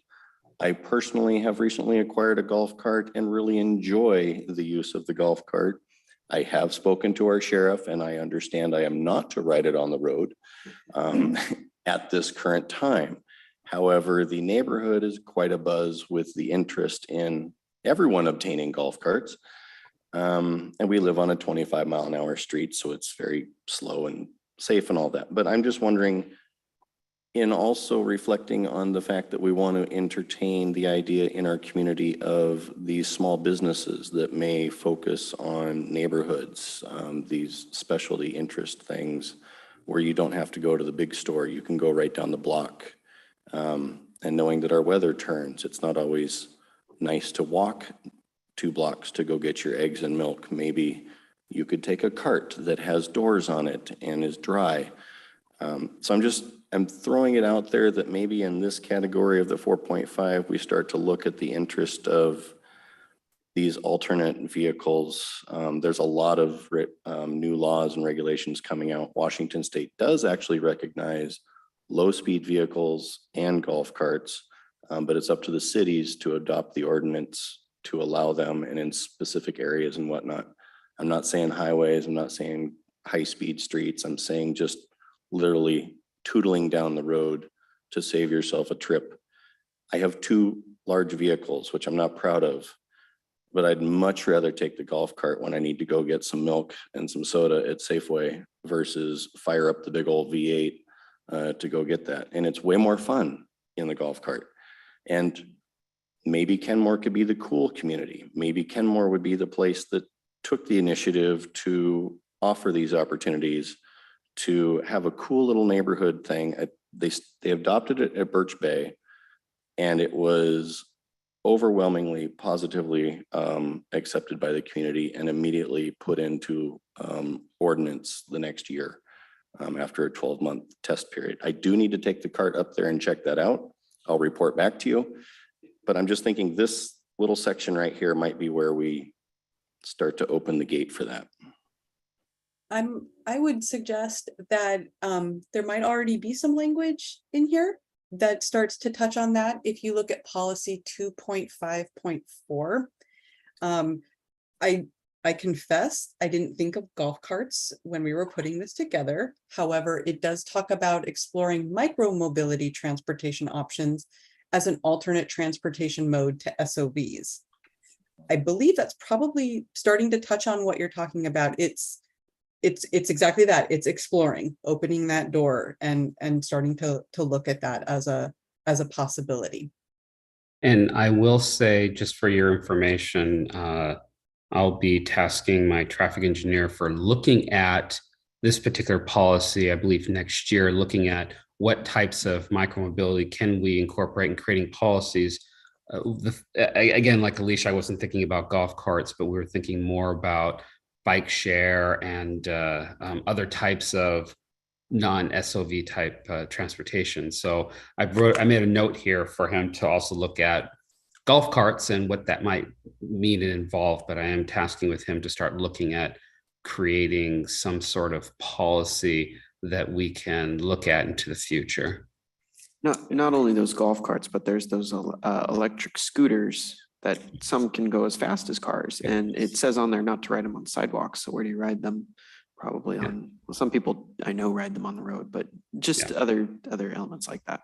Yeah, that's it's really across the gambit. I want him to take a look and kind of usher us into the modern age. Also having him look at self-driving vehicles. What does that mean for our city? And do we need to make changes to accommodate that sort of thing? So there's quite a big list of. He loves new technology, so he's going to just jump on this like a kid on candy. So I'm not thinking that he'll leave too many things out. We're trying to be as creative as we possibly can because we're essentially running out of room for cars. So we need some other alternatives, and we are a built city, and it's very hard to put in your traditional sidewalk and bike network, especially since we don't have a grid system. So alternatives, one of the things that I know that I think it was you, Alicia, that mentioned it, was the electric bikes that are just so loved by folks. But we don't have any kind of rules or policies on how to use that. So that's one of the things I want them to look at so that we don't become the city that has 15 electric bikes piled up in your front yard. That's the kind of thing that I want him to sort through and try and make sure that when we start entering into this alternative transportation, that we're doing it in a smart way.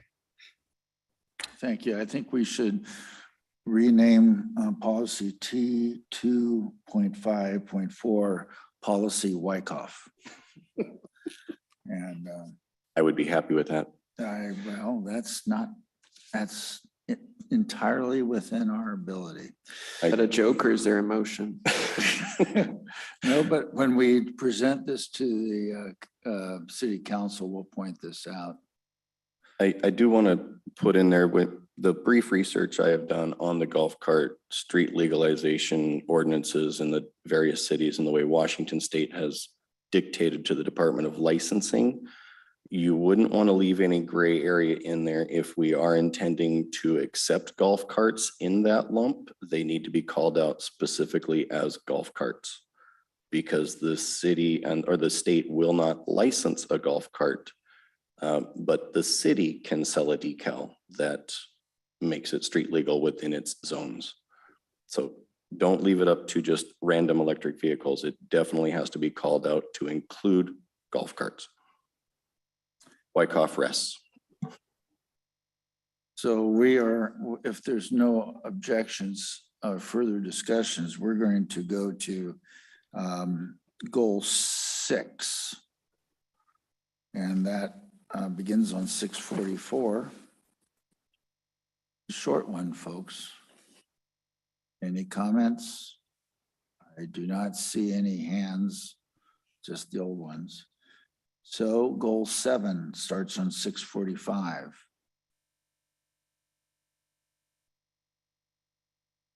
Commissioner Torres Metapor. Thank you so much. I think the one thing that I'd like to, that I would like to see within goal 7, and actually to cover both objective 7.1 and 7.2, is working with community residents and community organizations around what does improvement, right? What does equitable access look like? What does the transportation network that they need looks like? For me, that's what's missing. I would not want to guess what community needs, right? I would want to hear from them and have them be part of the process, have them, authentically partner with the city to really identify and work out those solutions. And so that is actually one thing I'd like to see for goal 7. Alicia, can we have some language for that? Absolutely. I think that might end up being its own objective to talk about process. Okay. There any further comments on that? Anything else on goal 7? Commissioner Vanderleen. Yeah, this is not a ask for a change, but just a comment or observation. I think this is a very important section. One of our big city objectives is to transform ourselves into a walkable, bikeable city, which I think is admirable. But in doing that, you automatically create a problem for those who are aged, disabled, or otherwise not able to walk or bike. So I think this section can be, you could read into what's written here, an attempt to address that, but I don't specifically see it. So I'm not making a recommendation of any kind, but I would ask you, John and Alicia, to maybe think about, does our language in here really encompass that intentional bias that would be created if we were truly a predominantly walkable and bikeable city? What if you can't walk or you can't bike?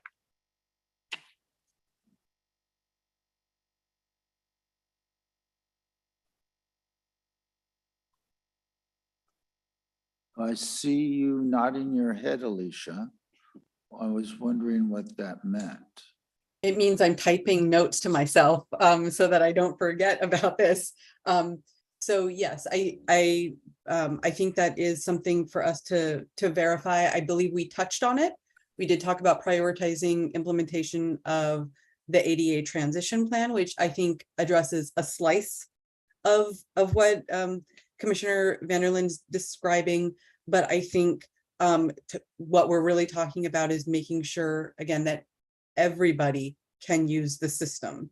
So while there is interest in improving walkability, bikeability, that is not necessarily the most efficient mode or even a potential mode for some persons. So we need to make sure that we are thinking about everyone.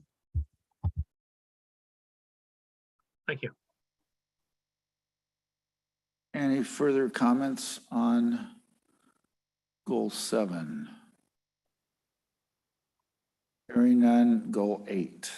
Last goal, 646.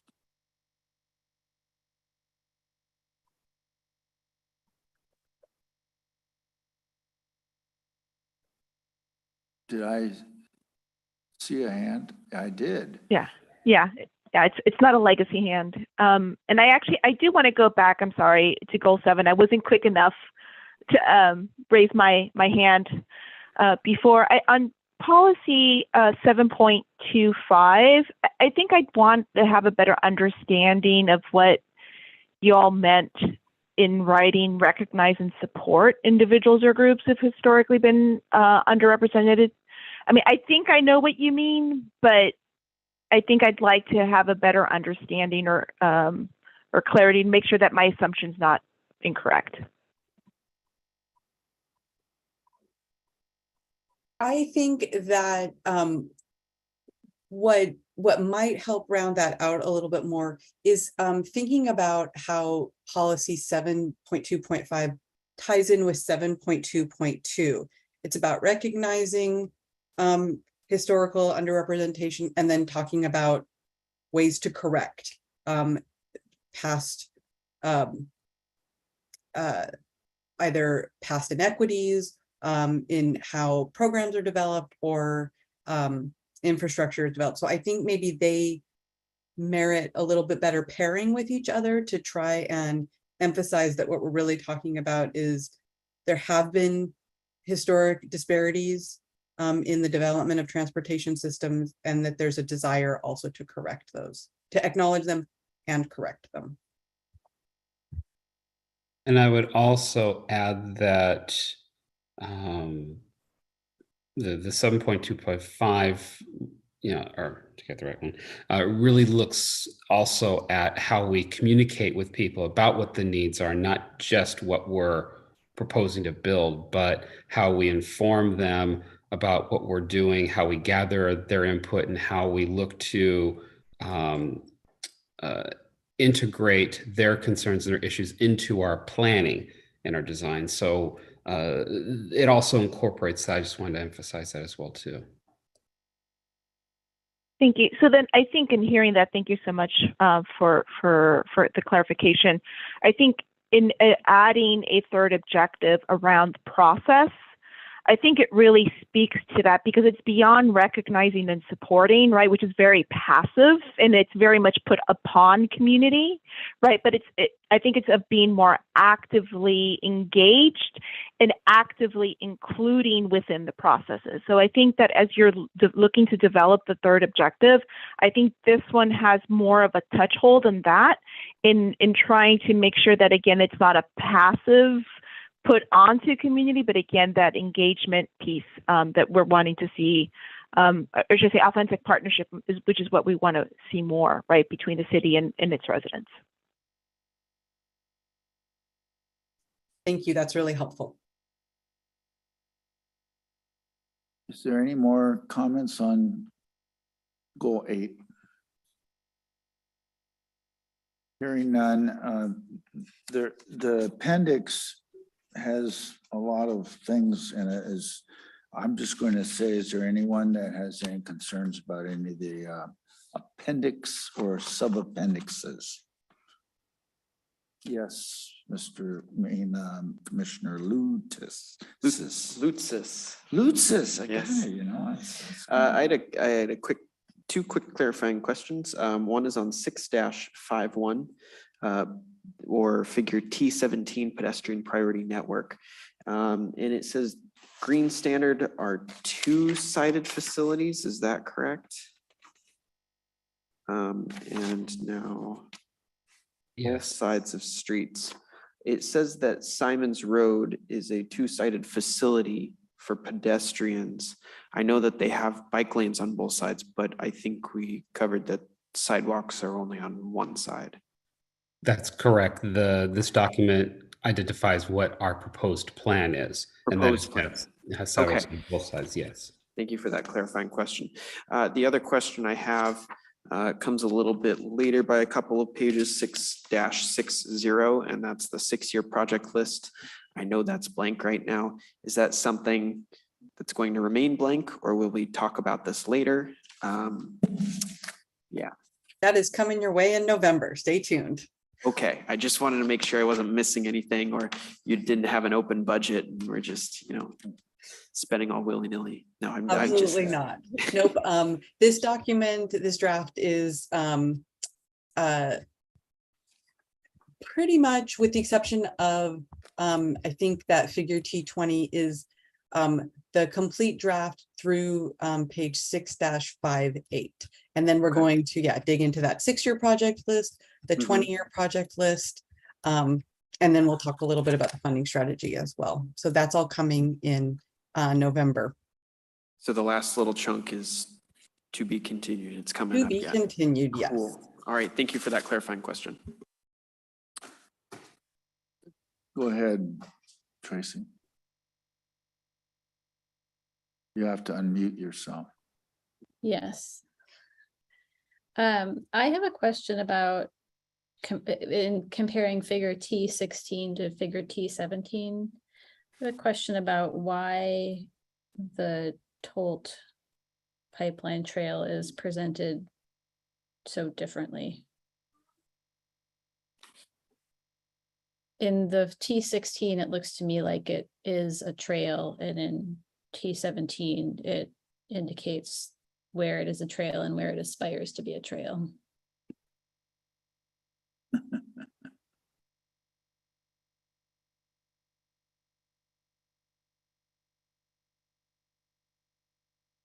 I'm afraid I'm not quite following. Can you say that again? Yeah. Oh, is it because we have existing and proposed that different symbology in there in T16, but not in, or sorry, in T17, but not in Yes. T16? Yeah. Is that correct? Yeah. Okay.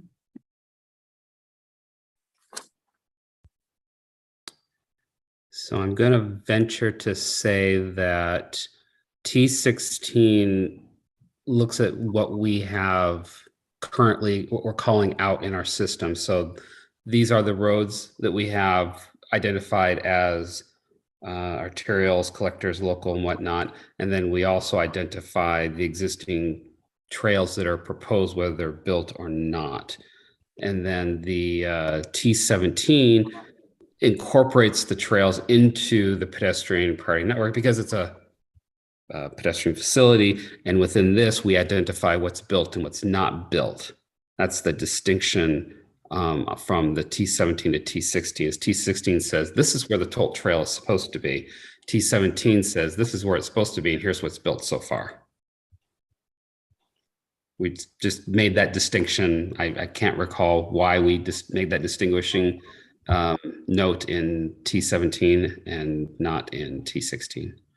I think another part of this, John, is, and maybe this just merits a little bit of tweaking. I think this is a little bit of a remnant from the old element is T16. It really does focus on the street classifications, which in turn lead to some of the cross sections that you see in Appendix D3. And I think originally it was meant to be a little bit more talking about the layered network. I think the addition or the inclusion of the trails on T16 is a little bit confusing because we are talking about roadway classifications. I guess since they are in both the bike and the pedestrian priority plan, my recommendation to minimize confusion would be to take the trails off of figure T16 and simply refer to it as a roadway classification figure. I would agree with that. I think that would satisfy some concerns I have about how it's presented now on T16. And I think it will be more clear to our community as well that the toll pipeline exists as a trail in a very few places right now in our community.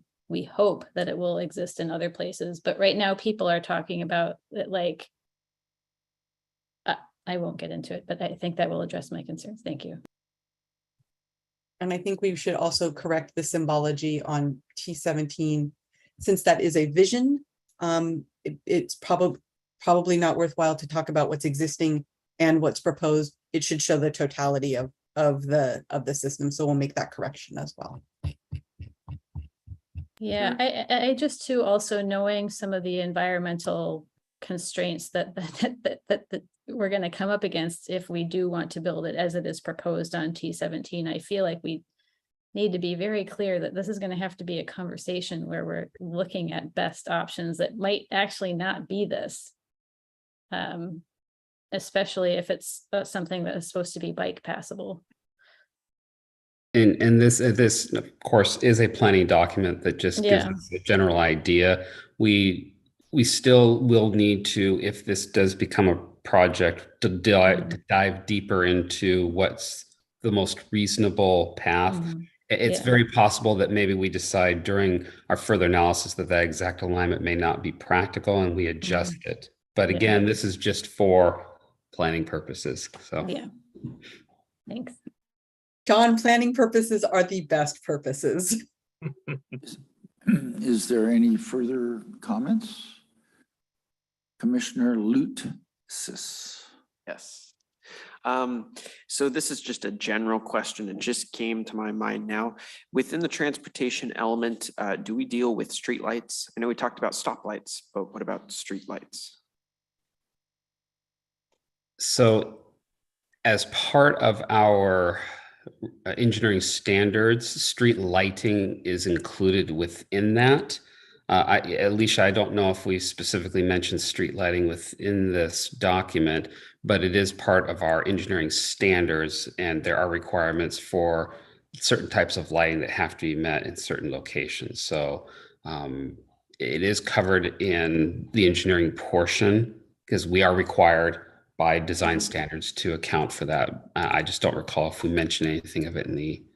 If you think back to when we were talking about the street planning toolkit, and we were talking about, we were talking about water quality in that, but there also is a bullet within that that talks about enhancing the safety of pedestrians, bicyclists, and motorists through the inclusion of lighting. So it does talk about lighting through the lens of Okay. safety in the street Mhm. design standards.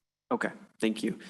But specific maybe comments on that might be better for when we get to our next discussion about specifics, I guess, and budget and whatnot, if we had a comment on that. I guess what came to mind here was I'm looking out the window now and there's a very, very bright light that's, that I can see. And I know Tracy had talked about light pollution in the future and it had come to mind that there's those shades that can be placed on some streetlights to make sure that it just shines down on the impervious surface below it. But if that is, you feel a specific maybe element that doesn't fall under this, then I will drop this now, but I also wanted to bring it up so maybe Tracy could make a note of this for later if the relevant time does come up and I don't bring it up myself, since I know that she will certainly be on top of that. But yes, that was my question, is if that kind of crossover, if streetlights themselves fell under this transportation element. But thank you for that clarification. I don't hear any further discussion. Alicia, if I could ask that any changes that you make to this document, could you put it in yellow with a yellow highlight, please? Including crossouts and adds. And then could you, just for our benefit, so we can find things quickly, put line numbers, just put on your Word thing, Okay. so the line numbers are there. And Yes. that doesn't, if you changed a graph or something, just highlight the title. That's it. You don't have. Okay. And we will also, when we put together, when we work with John to put together the staff memo, we can itemize those as well, specifically the figures where it's not going to be as obvious in the strikeout, underline, yellow highlighting text. Whatever you feel would get us done faster, we're all for it. Okay. So is there any other wishes of the commission? So anything for the good of the order? Commissioner Lutsis. It's come to my attention over the course of this meeting that the Zoom link posted on this agenda was incorrect or flawed in some way, and that's most likely why we didn't have a lot of attendees here this evening. I heard from somebody who was trying to attend that the Zoom link itself actually redirects to the meeting on September 21st. So just putting it out to the public this evening, our apologies, but it looked like the live stream was still visible through YouTube. But I just wanted to make that known and put that on the record that we saw that at the end of towards the end of our meeting. And so we apologize. We might want to put something up on the website about that. Now, I see that we have 2 upcoming meetings. Do we still have a hearing on October 18th, Debbie? I believe so. That would be for the TOD regs, I believe. I just wanted to make sure so that all the commissioners are aware again that October 18th will be a public hearing. And the last question I have for you tonight, Debbie, which is hopefully not too hard. When are we going to have to go to full in person? Has that been determined yet? No, I think we're following council's lead, and council are mostly in person, but hybrid is allowed. So you have that flexibility. So if commissioners wish to attend in person, they are certainly welcome to, but we also have the option to attend virtually. And you'll let us know as soon as you find out something by email. You'll email us, right? Sure. Great, thank you so much. Appreciate it. So with that, it's 9:12 and the Planning Commission for September 6th meeting is adjourned. Thank you, everyone. Thank you. Thank you. Thank you.